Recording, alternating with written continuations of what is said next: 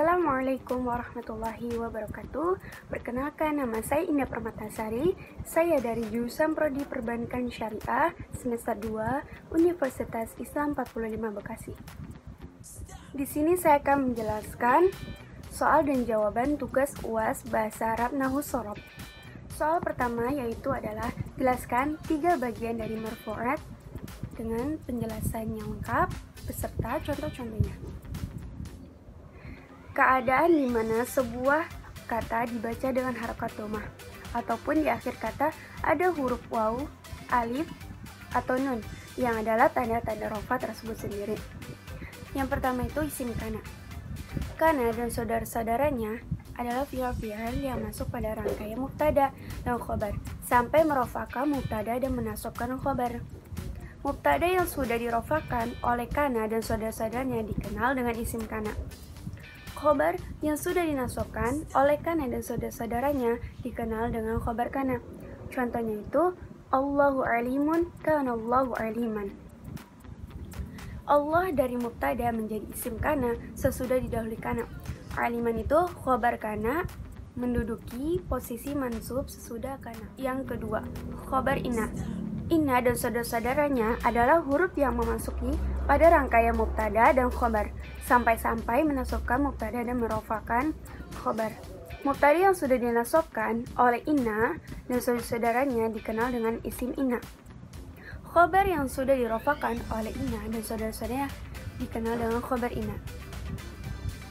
Sehingga istilahnya menjadi berubah dari mubtada menjadi isim inna dan khobar menjadi khobar inna. Contohnya itu innallah hakimun, sesungguhnya Allah ialah maha bijaksana. Allah, kata Allah ini isim inna dan hakimun itu khobar inna. Dan yang ketiga itu naibul fa'il. Naibul fa'il ini isim marfu yang terletak sesudah fi'il madhul. Kata kerja yang subjeknya disembunyikan dan digantikan dengan objeknya yang di kemudian objek tersebut disebut juga dengan naibul fa'il. Dalam bahasa Indonesia dinamakan kalimat pasif untuk mengindikasikan orang yang dikenai pekerjaan. Contohnya itu duribal kalbu, anjing tersebut telah dipukul. Sebenarnya bentuk lain dari contoh tadi itu hanya saja fi'il yang ada pada contoh ini menggunakan fi'il majhul sehingga kata kalbu yang tadinya menjadi maf'ul, objek, sekarang menjadi naibul fa'il dan mempunyai kedudukan rofa. Sama halnya seperti fa'il karena ia mewakili fa'il sesuai dengan namanya naibul fa'il, pengganti fa'il. Soal yang kedua itu jelaskan 3 bagian dari mansubat beserta penjelasan dan contohnya. Mansubat adalah kata yang ditandai dengan i'rab nasab. Yang pertama itu maf'ul bih. Maf'ul bih ini adalah objek penderita atau yang dikenai suatu perbuatan. Contohnya itu fahimtu ad-darsa.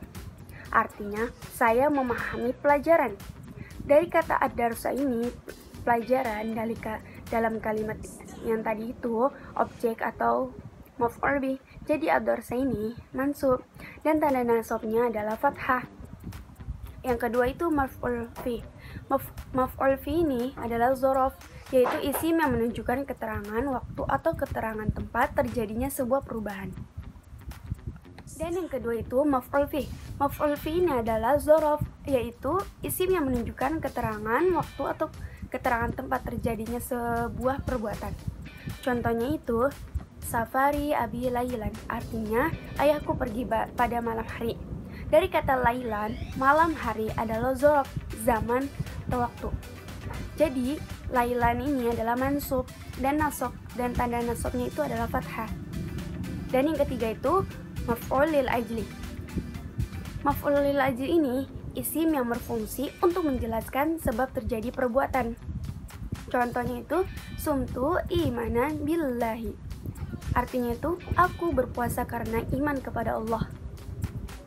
Dari kata imanan dalam kalimat tadi itu sebagai maf'ul lil ajli karena menunjukkan sebab orang tersebut berpuasa.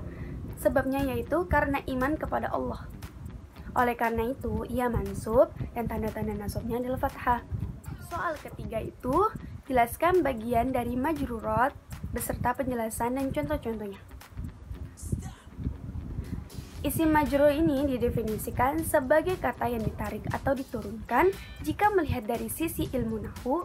Majrur yaitu suatu isim yang memiliki harokat jar atau kasroh. Tanda yang dimiliki tidak hanya kasroh saja. Tanda isim majrur ini terbagi menjadi 3, yaitu kasroh, fathah, dan ya. Yang pertama kasroh. Kasroh ini memiliki tanda i'rab khafat pada 3 tempat, yaitu isim mufrad, jamak taksir, jamak muannats salim. Dan yang kedua itu fathah. Fathah ini i'rab khafat ditandai dengan fathah pada isim ghair musyarif. Isim ghair musyarif ini adalah isim yang tidak bisa menerima tanwin dan tidak diawali alif lam. Dan yang ketiga itu ya. Huruf ya ini memiliki tanda i'rab khafat pada 3 tempat, yaitu isim musanna, jamak muzakkar salim, dan isim lima. Isim majrur dibagi atas 3 bagian. Yang pertama itu huruf jar adalah huruf-huruf tertentu yang memiliki kata benda atau isim baris akhirnya menjadi kasroh atau jar. Mim nun. Contohnya itu arji'u minal masjidi. Saya pulang dari masjid. Apabila kata setelah min merupakan isim yang tidak diikuti dengan alif lam, maka akan dibaca min nun, disukunkan jadi min.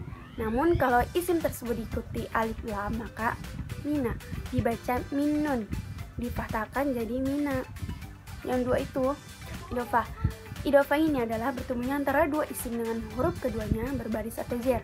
Dan huruf yang pertama disebut mudhof dan huruf yang kedua itu disebut mudhof ilaih. Contohnya itu ghurfatu naumi, artinya kamar tidur. Dari kata ghurfatu pada contoh tadi itu termasuk mudhof, dan kata naumi ini termasuk mudhof ilaih. Dari contoh tadi, mudhof ilaih itu selalu majrur dengan ditandai oleh kasroh. Yang tiga itu, kenapa dinamakan nun tawabi? Karena mengikuti apa yang ada sebelumnya dalam hukum i'rab. Apabila kata sebelumnya ber-i'rab khafat, maka isim tawabinya juga haruf khafat. Bagiannya itu pertama naat. Naat ini adalah isim tabi yang menunjukkan sifat isim sebelumnya atas disebut man'ut. Naat mengikutinya man'utnya pada i'rab, bilangan, jenis, dan definisinya. Contohnya itu hadza baitun kabirun, artinya ini rumah yang besar. Contoh tadi itu merupakan naat yang mengikuti rofa atau domah. Dan soal keempat itu jelaskan majzumat dengan penjelasan beserta contoh-contohnya. Al-majzum secara bahasa, kata al-jazmu bermakna al-qat'u atau memutuskan atau memastikan. Adapun menurut istilah nahwu, yang dimaksud dengan jazm adalah perubahan khusus yang ditandai dengan harokat sukun di akhir kata atau tanda lain yang menggantikannya. I'rab jazm ini hanya pada fi'il mudhari', kata kerja sekarang atau akan datang, dan tidak ada pada isim, kata benda, atau jenis fi'il yang lain, madi dan amr. Huruf jazm adalah yang pertama in jika, lam tidak, lam ma belum, lam amr lam perintah, lam nahi lam larangan. Huruf-huruf tersebut tadi itu sebelum fi'il mudhari'. Yang pertama itu fi'il mudhari' yang huruf akhirnya sahih. Bentuknya adalah huruf akhir menjadi sukun. Contohnya marfu, yashrabu artinya minum. Majzumnya lam yashrib, lam yasrab artinya tidak minum. Yang kedua itu fi'il mudhari' yang 5. Bentuknya adalah menghilangkan huruf nun yang terakhir. Contohnya itu marfu, yang pertama marfu. Contohnya yadhhabani artinya 2 laki-laki pergi. Yang kedua majzum. Contohnya lam yadhhaba artinya tidak pergi. Yang ketiga itu fi'il mutalul akhir waw, huruf akhirnya waw. Contohnya marfu. Contohnya itu yad'u artinya memanggil. Dan yang kedua itu majzum. Contohnya lam yad'u artinya tidak memanggil. Fi'il akhirnya huruf akhirnya ya. Contohnya itu marfu. Yahdi artinya itu bimbingan. Yang kedua itu majzum. Contohnya lam yahdi artinya itu tidak membimbing. Huruf akhirnya itu alif atau ya. Contohnya marfu Contohnya itu yardo arti rela. Majzum itu lam yardo, artinya tidak rela. Dan soal yang terakhir itu jelaskan naat, taukid, badal beserta penjelasan dan contoh-contohnya. Yang pertama naat. Naat ini adalah isim tabi yang menunjukkan sifat isim sebelumnya atau disebut man'ut. Naat mengikuti man'utnya pada i'rabnya, bilangan, jenis, dan definisinya. Contohnya itu zahabtu ilal masjidil kabir, artinya saya pergi ke masjid agung. Contoh tadi itu merupakan naat yang mengikutinya majrur atau kasroh. Yang kedua taukid. Taukid ini adalah isim tani yang tujuannya menguatkan matbu'nya, sehingga orang-orang tidak bingung dengan pernyataan yang disampaikan. Jadi taukid itu mengulang lafaz yang maknanya sama agar orang bisa memakainya dan memahaminya lafaz tersebut. Huruf taukid ada 7, yaitu nafsi, ainu, kala, kulta, kulu, jami'u, a'matu. Contohnya, ja'a Ahmadu nafsuhu, artinya Ahmad benar sudah datang sendiri. Yang kedua itu badal. Badal ini adalah isim tabi yang bertujuan untuk menjelaskan atau mengkonfirmasi matbunya, baik secara utuh atau bagian daripadanya.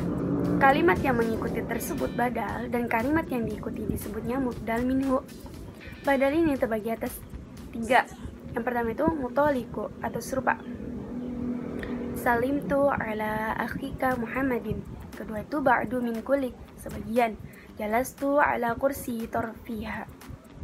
Yang tiga itu istimalu, yang terkandung. A'jabtu bil fatati hayaiha. Cukup sekian dan terima kasih. Kurang lebihnya mohon maaf. Wassalamualaikum warahmatullahi wabarakatuh.